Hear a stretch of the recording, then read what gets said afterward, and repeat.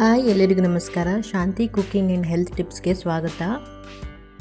ನಾನಿವತ್ತು ನವಲ್ಕೋಲು ಪಲ್ಯನ ಮಸಾಲೆ ಎಲ್ಲ ಹಾಕಿ ಡಿಫ್ರೆಂಟಾಗಿ ಮಾಡಿ ತೋರಿಸ್ತಾ ಇದ್ದೀನಿ. ಇದನ್ನು ನವಲ್ಕೋಸು ಅಂತಲೂ ಕರೀತಾರೆ.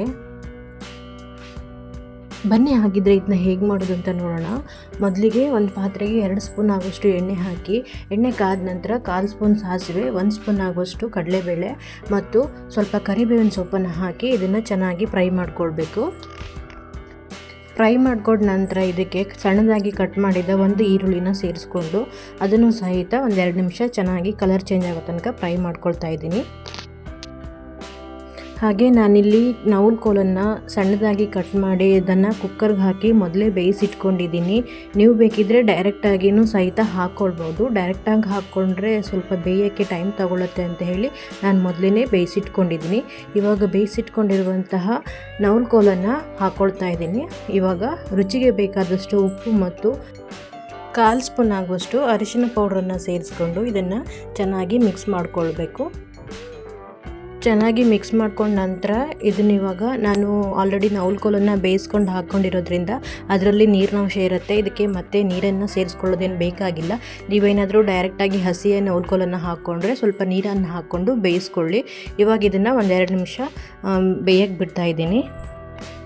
ಹಾಗೆ ಈ ಕಡೆ ಇದಕ್ಕೆ ಒಂದು ಸಣ್ಣದಾಗಿ ಒಂದು ಮಸಾಲೆನ ರೆಡಿ ಮಾಡ್ಕೊಳ್ತಾ ಇದ್ದೀನಿ. ಮಸಾಲೆಗೆ 1 ಕಪ್ ಆಗುವಷ್ಟು ತೆಂಗಿನ ತುರಿ, ಅರ್ಧ ಸ್ಪೂನ್ ಜೀರಿಗೆ, ಶುಂಠಿ ಮತ್ತು ಒಂದು ಹಸಿಮೆಣಸನ್ನು ಸೇರಿಸ್ಕೊಂಡು ನೀರು ಹಾಕದೆ ಹಾಗೆ ತರ್ತರಿಯಾಗಿ ರುಬ್ಕೊಳ್ಬೇಕು, ಆನ್ ಆ್ಯಂಡ್ ಆಫ್ ಥರ. ನೋಡಿ ಇವಾಗ ಇದನ್ನು ಈ ರೀತಿಯಾಗಿ ತರ್ತರಿಯಾಗಿ ರುಬ್ಬಿಟ್ಕೊಂಡಿದ್ದೀನಿ. ಇವಾಗ ನವಲ್ಕೋಲನ್ನು 1-2 ನಿಮಿಷ ಬೇಯಿಸ್ಕೊಂಡ ನಂತರ ಇವಾಗ ರುಬ್ಬಿಟ್ಕೊಂಡಿರುವಂತಹ ಈ ಮಸಾಲೆನ ಇದಕ್ಕೆ ಸೇರಿಸ್ಕೊಳ್ತಾ ಇದ್ದೀನಿ.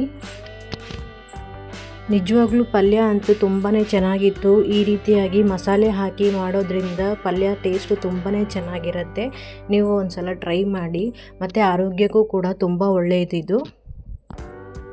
ಮಸಾಲೆನ ಹಾಕ್ಕೊಂಡ ನಂತರ ಒಂದು ಸಲ ಚೆನ್ನಾಗಿ ಮಿಕ್ಸ್ ಮಾಡಬೇಕು. ನೀರನ್ನು ಸೇರಿಸ್ಕೊಳ್ಬೇಡಿ, ನೀರು ಹಾಕದೆ ಹಾಗೆ ಚೆನ್ನಾಗಿ ಮಿಕ್ಸ್ ಮಾಡಿಕೊಳ್ಳಿ. 1-2 ನಿಮಿಷ ಹಾಗೆ ಸ್ವಲ್ಪ ಬಾಡಿಸ್ಕೊಳ್ಬೇಕು. ಮಸಾಲೆಯ ಹಸಿ ವಾಸನೆ ಎಲ್ಲ ಹೋಗಬೇಕು, ಅಲ್ಲಿ ತನಕ ಸ್ವಲ್ಪ ಕೈ ಆಡಿಸ್ತಾನೆ ಇರಬೇಕು. ಈ ಪಲ್ಯ ಅನ್ನದ ಜೊತೆ ಚಪಾತಿ ಜೊತೆ ತಿನ್ನೋಕ್ಕೆ ತುಂಬಾ ಚೆನ್ನಾಗಿರುತ್ತೆ.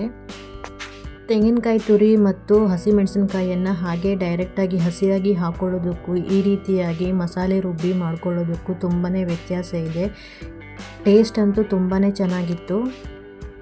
ಇವಾಗ ಇದಕ್ಕೆ ಒಂದು ಅರ್ಧ ಲೋಟ ನೀರು ಹಾಕಿ ಮಸಾಲೆ ಎಲ್ಲ ಬೆಂದ್ಕೊಳ್ಬೇಕು. ಹಾಗೆ 1-2 ನಿಮಿಷ ಇದನ್ನು ಬೇಯಿಸ್ಕೊಳ್ಳಿ. ಇವಾಗ 1-2 ನಿಮಿಷ ಬೇಯಿಸ್ಕೊಂಡ ನಂತರ ಇವಾಗ ನವಲ್ಕೋಲು ಪಲ್ಯ ರೆಡಿಯಾಗಿದೆ. ಇವಾಗ ಕೊನೆಯಲ್ಲಿ ಇದಕ್ಕೆ ಸಣ್ಣದಾಗಿ ಕಟ್ ಮಾಡಿದ ಕೊತ್ತಂಬರಿ ಸೊಪ್ಪನ್ನು ಸೇರಿಸ್ಕೊಂಡು ಒಮ್ಮೆ ಚೆನ್ನಾಗಿ ಮಿಕ್ಸ್ ಮಾಡ್ಕೊಳ್ಳಿ. ನವಲ್ಕೋಲನ್ನು ಬಳಸ್ಕೊಂಡು ನಾವು ಸಾರು ಮಾಡ್ತೀವಿ, ಹಾಗೆ ಚಪಾತಿಗೆ ಪೂರಿಗೆ ಆಗುವಂತೆ ಸಾಗು ಸಹಿತ ಮಾಡ್ಕೊಳ್ತೀವಿ. ಹಾಗೆ ಈ ರೀತಿಯಾಗಿ ಡಿಫ್ರೆಂಟಾಗಿ ಪಲ್ಯನೂ ಒಂದು ಸಲ ಮಾಡಿ ತುಂಬಾ ಚೆನ್ನಾಗಿತ್ತು. ಟೇಸ್ಟ್ ಅಂತೂ ಬಾಣಂತಿರಿಗೆ ತುಂಬ ಒಳ್ಳೆಯದಿದು ಆರೋಗ್ಯಕ್ಕೆ.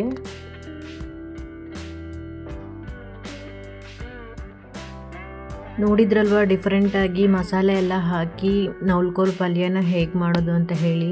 ನಾನು ಮಾಡಿರೋ ಈ ರೆಸಿಪಿ ವಿಡಿಯೋ ನಿಮಗೆ ಇಷ್ಟ ಆದರೆ ಪ್ಲೀಸ್ ಲೈಕ್ ಆ್ಯಂಡ್ ಸಬ್ಸ್ಕ್ರೈಬ್ ಮಾಡಿ ಆ್ಯಂಡ್ ಸಪೋರ್ಟ್ ಮಾಡಿ.